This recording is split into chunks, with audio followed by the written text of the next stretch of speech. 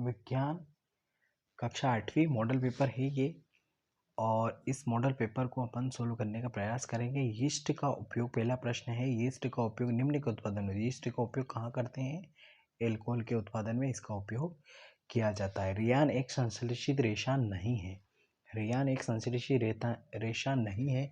किस कारण से नहीं है? इसे काष्ठ लुगदी से प्राप्त किया जाता है, ऐसा कहना है इनका।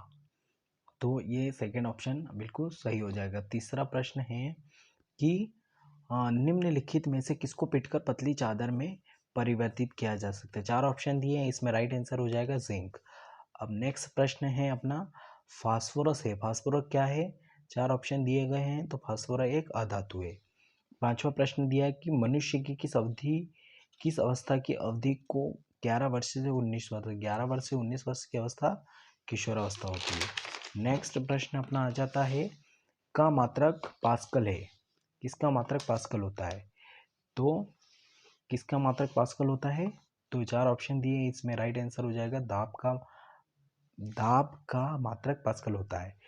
नेक्स्ट प्रश्न है कंपन करने वाली वस्तु द्वारा एक सेकंड में किए गए कंपनों की संख्या उसकी आवृत्ति कहलाती है। तो 1 सेकंड इसका राइट आंसर हो जाएगा। नेक्स्ट प्रश्न है ध्वनि संचारित होती है। ध्वनि किस में संचारित होती है? ठोस, द्रव, गैस तीनों में संचारित होती है। 9वां प्रश्न है पृथ्वी का अचानक कांपना और थतना क्या कहलाता है?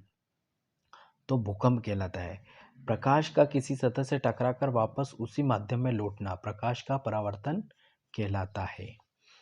नेक्स्ट प्रश्न अपने लघुत्तरी प्रश्न है।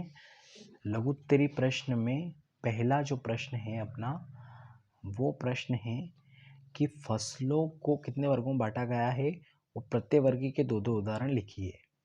तो इसमें अपन फसल जो होते हैं 2 प्रकार की, तो मोटे तौर पर फसलों को 2 वर्गों में बांटा गया है।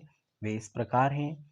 खरीफ फसलें वह फसलें होती है जिन्हें वर्षा ऋतु में बोया जाता है। खरीफ फसलें कहलाती है। भारत में वर्षा ऋतु सामान्यतः जून से सितंबर माह तक होती है।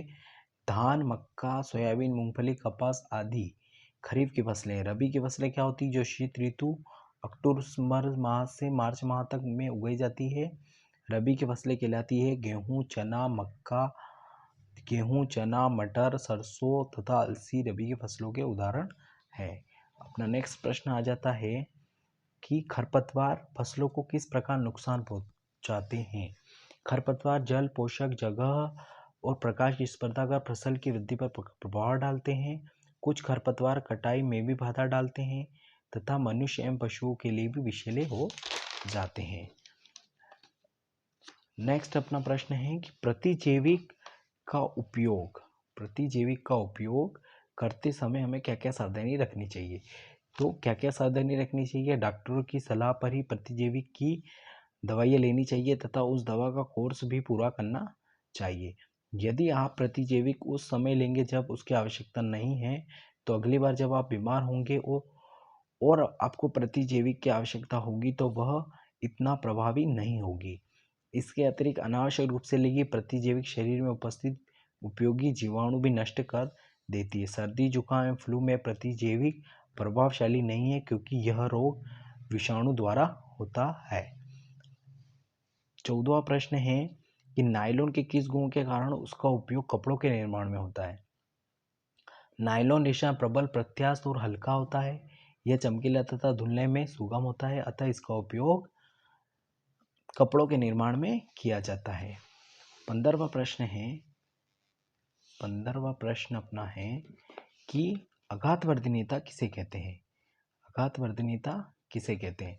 धातुओं का वो गुण जिसके कारण उन्हें पीटकर शीट में परिवर्तित किया जा सकता है आघातवर्धनीयता कहलाती है। यह धातुओं का अभिलाक्षणिक गुण है। 16वां प्रश्न है भारत में प्राकृतिक गैस कहाँ पाई जाती है? तो प्राकृतिक गैस कहाँ पाई जाती है? त्रिपुरा, राजस्थान, महाराष्ट्र, कृष्णा, गोदावरी डेल्टा में पाई जाती है। नेक्स्ट प्रश्न है कि ऊष्मीमान किसे कहते हैं?